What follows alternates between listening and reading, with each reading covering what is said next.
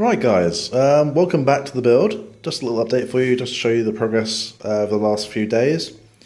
As you can see, there's a lot of wires. They all need to be tidied up and sorted out and shrunk down. Part of an upcoming video will probably be all ECU wiring loom based. There's a few plans in the background here, but I don't want to go into too much detail as of yet until they're finalised, but some really exciting stuff possibly happening. So that's very good. Yeah, very, very excited, but it's going to be a lot of long nights working out the wiring loom for this car, that's for sure. But on the plus side, that wiring loom is more or less complete, which is very, very, very exciting. I'm very happy.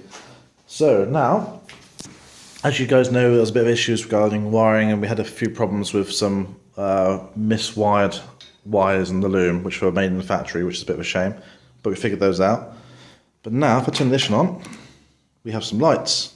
We have a battery light because I haven't set the battery limits yet, so that comes on as standard.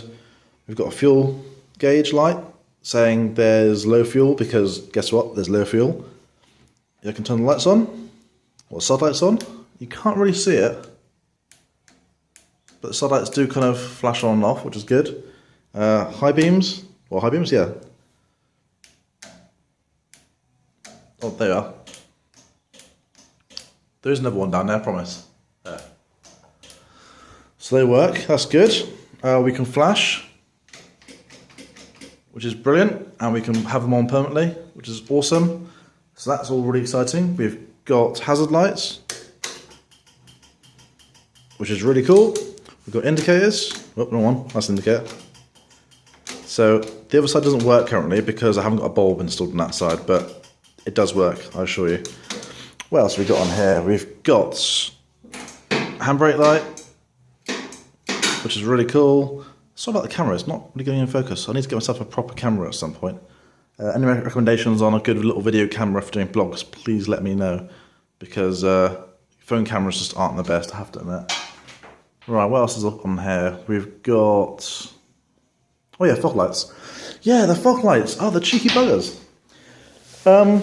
As you guys know, I've been building this car for a couple of years now, and I'm getting towards a point where it should be finished by February next year, so that's really exciting. But the laws changed for the fog lights. It's really annoying. So normally fog lights, you just turn them on and turn them off. Really simple.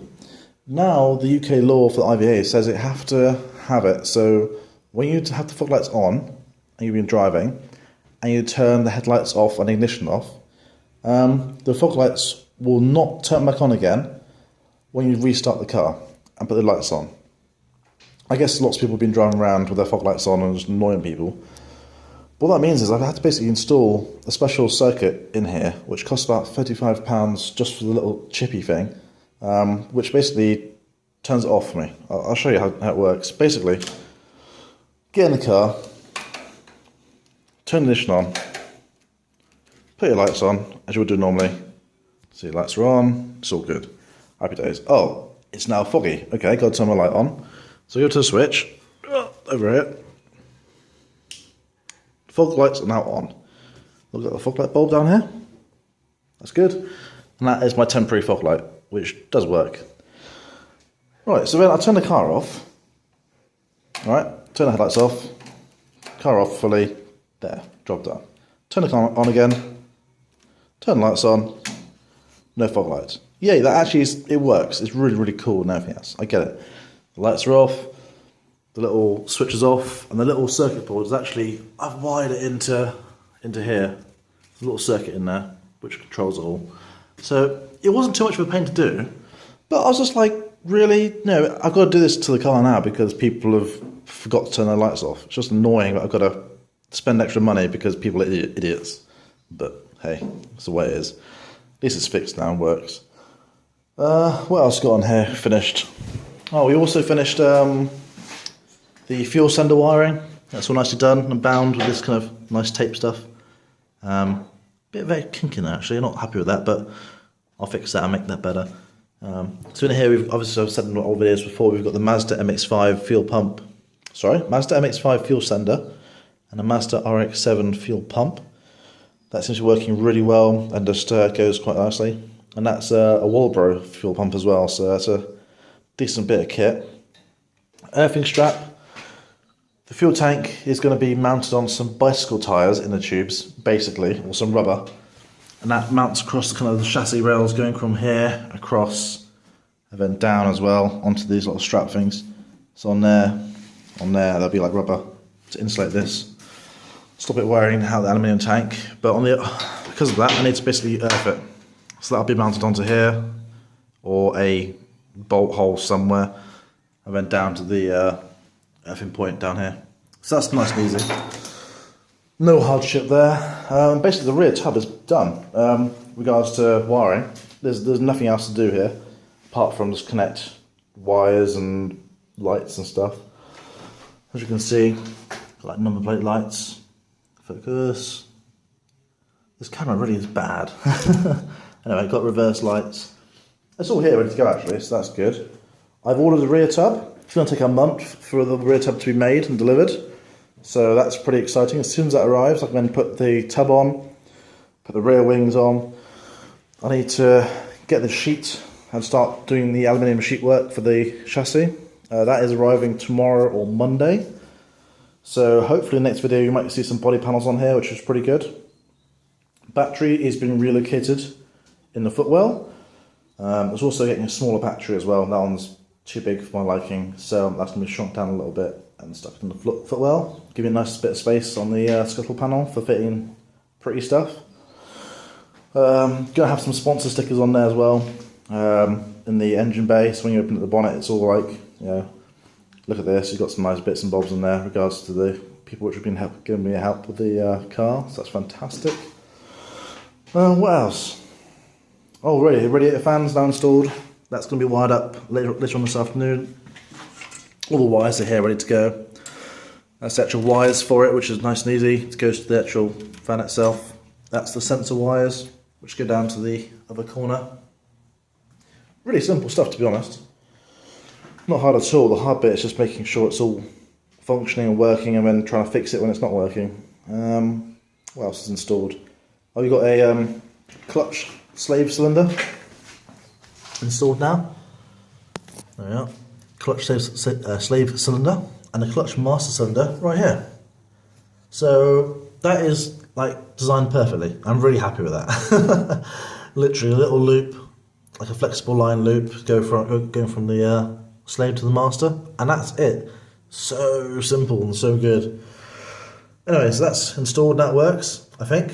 I haven't tested it yet, but I kind of assume it works. You can see how it kind of fits into the little leggy thing down there. Leggy thing, the fork even. So that's good.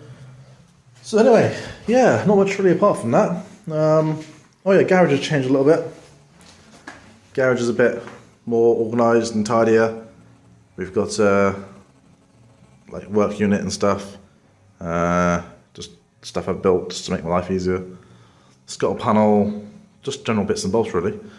Man cave, most definitely is. And what else? Got the old build manuals and books and whoops. Engine management, quite a handy book, but most of it's common sense. Build books, Haynes build, so this one's quite handy. That one's just good for reference. And also got a shopping list of bits and bobs when they're arriving. So like a to-do list. So yeah, did some wiring as you've seen in the last video. That's about it really, it's all coming along. But yeah, now I've got a set deadline for time-wise. It's action stations really, I need to get my ass in gear and get going. So yeah, that's good. What else is there to say? That's about it really, I think. Need to get a new steering wheel. Need to get a smaller one. And for the IVA test, I want to have a quick release Boss for it, but IVA test I'm not allowed, so I need to get myself a standard Boss. And go from, well, currently it's a 38 centimetre wheel. I want to go down to a 28 centimetre wheel, because otherwise my legs don't fit. So that's one of the next jobs. Just, you know, lots of jobs to do, lots of bits needed, lots of work required. Some good news as well. My friend has a guy that works for an MOT station, and he has some mobile corner weights. So he's going to bring those across to the garage when they put the corner weights on and get the car fully weighed up. Once that's done, I'll work out the suspension needed for the whole car and get that ordered. Because currently, my suspension is a bit solid, as you could say. It's, yeah, it's just metal bar. It's a bit shit, really. But when the car's finished, it'll be obviously nice and bouncy. Not too much, hopefully. Anyway, that's it for now, and I shall catch you later on. Have a fantastic weekend, and hope you have a great time building your cars and doing whatever you guys enjoy. Have a nice one, and I'll catch you later. Bye!